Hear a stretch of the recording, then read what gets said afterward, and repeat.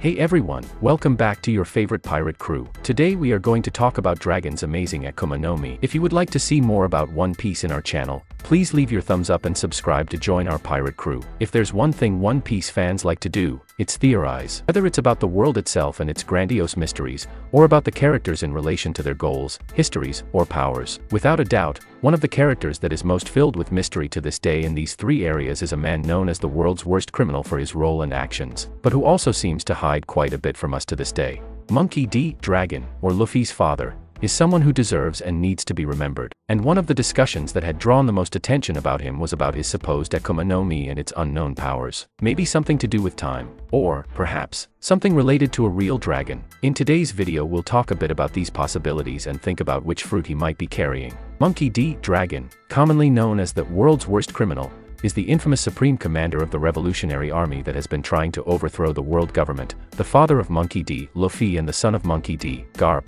having been born in the kingdom of Goa as well as them. He was also responsible for saving Sabo's life after he nearly drowned in an attack by a world noble, eventually making the boy his second in command. Dragon was first introduced into the One Piece series in the Logtown arc, where he helped Luffy escape from the clutches of the Navy Captain Smoker. Since then, he occasionally appears throughout the series as an important background character. Since Dragon is the leader of the revolutionaries and has full command of the organization, there have been some hints during the series that Dragon may be one of the most powerful characters in One Piece, as the world government has dubbed him as the most wanted man in the world. Emporio Ivankov, the Queen Okuma, greatly feared the possibility of the world government waging war against Dragon along with Whitebeard, something that ultimately did not happen. Dragon has always been a powerful threat in his own right, as well as his subordinates who are just as strong, such as Emporio Ivankov, Bartholomew Kuma, and Inajima, who are, by comparison, only slightly down in rank. This just makes it clear to us how great Dragon's true power must be. When Sengoku told everyone about his relationship with Luffy,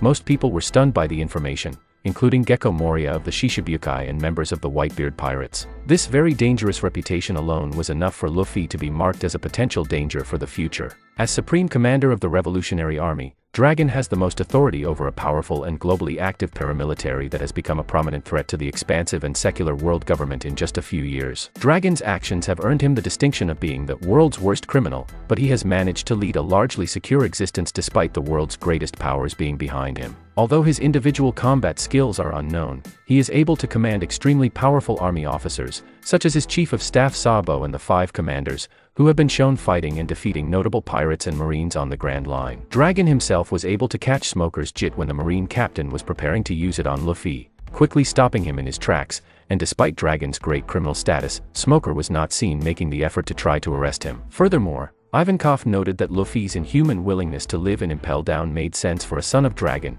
indicating that Dragon has a similar level of tenacity. During his time in the Kingdom of Goa and Logtown, strong gusts of wind occurred in Dragon's vicinity, which helped him achieve his goals in both places. It has not yet been confirmed whether Dragon was directly responsible for these wind gusts or whether he has a power that allows him to create them. Also, Dragon was somehow able to reach Sabo's ship that was sinking off the coast of Dawn Island and grab it just before it sank without drawing the attention of any bystanders. Implies that Dragon has similar strength and will. This windstorm has been the basis for many theories regarding his probable powers, which could, or could not, involve an Akuma no Mi that he has consumed. One of the main theories that has popped up on the internet regarding his powers, and is probably the first one that everyone can think of regarding it, is about Monkey D. Dragon actually possessing an Akuma no Mi, but just by the fact that he only uses seeing storms when he appears, many believe that he has eaten the wind fruit. However, there is still much doubt about something so vague and straightforward, so some people associate the wind with the probable ability to be able to control the weather or manipulate the weather. Wherever Dragon goes, there is always a storm approaching. This happened when he saved Luffy in Logtown at the execution of Go-D Roger, and in the Kingdom of Goa, when the villagers were saved by a wind tunneling through the flames. This got the fandom thinking about it quite a bit. There are several Akumas no Mi that could reference his powers, like a supposed wind fruit that we've commented on before, to storm fruit, weather manipulation fruit, thunder fruit, even a supposed dragon fruit. Although this is a fairly straightforward thing to think about, we can easily rule out Wind Logia. Yes, there are passages that associate Dragon with wind. Even his own ship is called the Wind Granma. However, wind is nothing more than the flow of gases on the surface of the earth, and we already have a Logia with this theme, the Gaju no Mi. Even Caesar has already removed the air from the environment, knocking out suffocated Luffy. The Zoan of Thunder and the Paramecia of the Storm would fit in better with this theme. But according to some points within the work itself, these possible points come into disagreement. There is a scene where Sabo falls off the boat into the sea, and out of literally nowhere dragon takes his hand, indicating their possible flying ability. Fruits that commonly give this ability are the logias, that is, without storm paramecia. Upon returning to dry land, dragon is exhaling something similar to a kind of smoke. This could be a characteristic of an Akuma no Mi of the producer type, which can produce substances from its body, as is the case with the logias and some paramecias. We can start by assuming that it is a logia. But which one, then? It is impossible to deny the references to dragons around the character. Aside from the direct name, we have the bow of his ship and the flag of the revolutionaries, too. It would be a shame if the possibility of a possible dragon fruit had dropped to practically zero when we saw Kaido demonstrate his abilities. Actually, Kaido's fruit is the Uo no Mi, mythic type, Seiryu model, which can be translated to fish fruit, blue dragon model. The reason it is not called Ryua no Mi is because that name is already used by the dinosaur Akuma no Mi line. This was because, although in many Western languages dinosaurs are derived from the Greek word sauros, or lizards, such as dinosaur equals scary lizard and pterosaur equals winged lizard, in Japanese, dinosaurs are called dragons. Since dinosaur fossils in Asia were mistaken in the old days for dragon fossils and the word continued around, so in Japanese, Kuryua, dinosaur, means scary dragon, and Yakuryua, pterosaur, means winged dragon. However, they are not recognized as real dragons, so the more appropriate translation would be dinosaur fruit, as it encompasses all kinds of dinosaurs. For example, King's fruit is not a dinosaur, but a pterosaur. Since this name would not match Kaido's fruit, Oda probably called him a fish fruit user to separate him and distinguish the two lines, since they are separate types. This name is probably derived from the Eastern myth of the koi carp that climbed a waterfall for 100 years and became a dragon.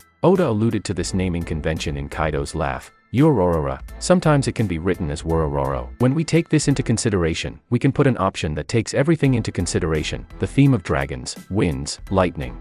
And that would be Cloud Logia. It would fit perfectly with all the themes we've mentioned so far. Oda himself said in an SBS, dragons can fly in the sky using clouds, so Kaido is doing it by generating his own clouds and then walking from cloud to cloud. Does that make sense? He didn't make that up, in fact it is a very common feature in Asian dragons. In an agricultural culture like that of China, dragons were the guardians of the clouds and were revered for their power to induce rain to irrigate crops and prevent famine. In addition, clouds in China are referred to as a symbol of celestial mobility, or magic carpets, for the gods. With a supposed cloud logia, the user would have powers similar to Homie Zeus, and real-life storms, winds, lightning and rain. Kyuzen and Sakazuki were able to alter the weather of an island. Some theorize that it would be the result of awakening a logia.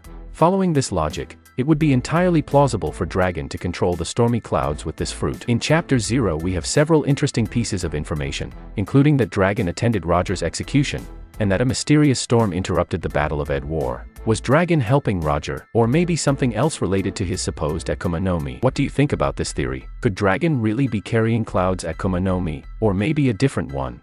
Let us know in the comments your theory about it. That's it my Mujiwara, I really hope you enjoyed this video, and if you have any suggestions for a video don't forget to comment below, because I'll be reading them all as I always do. Also don't forget to leave a like if you enjoyed the video and be sure to subscribe and ring the bell so you don't miss out on any content.